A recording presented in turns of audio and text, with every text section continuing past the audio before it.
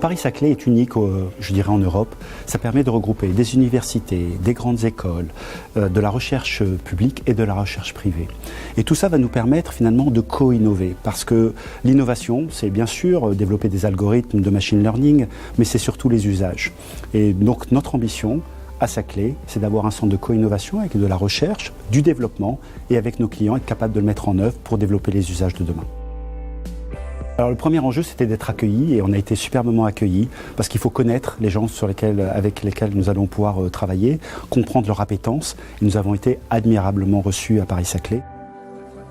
Vous avez le premier bâtiment qui pourra recueillir à peu près une trentaine de chercheurs qui vont commencer à travailler sur des programmes, par exemple autour de Guerbet, qui est une ETI française qui permet de travailler sur l'imagerie, le contraste d'imagerie médicale pour le cancer du foie, de la prostate, et qui, grâce à l'intelligence artificielle, nous permettra d'éviter, par exemple, des biopsies. Donc ça, c'est le premier projet, le premier embryon. Notre ambition est beaucoup plus vaste sur notre futur bâtiment, mais on va commencer à y travailler indépendamment des bâtiments. Je pense que la richesse que nous avons aujourd'hui, c'est de pouvoir ouvrir les portes et de partager les idées, de partager les enjeux. Et après, bien sûr, tout le monde doit s'y retrouver d'un point de vue business, mais aussi d'un point de vue éducation et formation. Et aujourd'hui, ce que l'on voit en France, et particulièrement ici, c'est une révolution culturelle. Les universités ouvrent leurs portes en disant « c'est bien de former des gens, c'est encore mieux qu'elles puissent commencer à regarder ce dont les entreprises ont besoin ». Et les entreprises se disent « mais c'est bien qu'on puisse aussi partager avec d'autres industriels, voire parfois des concurrents, en se disant comment je vais travailler par exemple sur l'éthique et l'intelligence artificielle.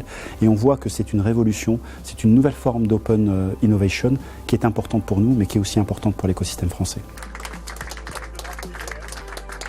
Mais on retrouve tout ça sur Paris-Saclay et le fait qu'entre l'idée qui est née il y a 1 an et la concrétisation aujourd'hui, moi je suis extrêmement, comme je dis, fier mais aussi humble de ce que nous avons à faire parce que nous avons réussi en 1 an à avoir la conviction qu'on pouvait faire quelque chose, avoir déjà des projets, des réalisations et avoir noué les liens qui nous permettent de faire un pari sur l'avenir d'ici 2 ans.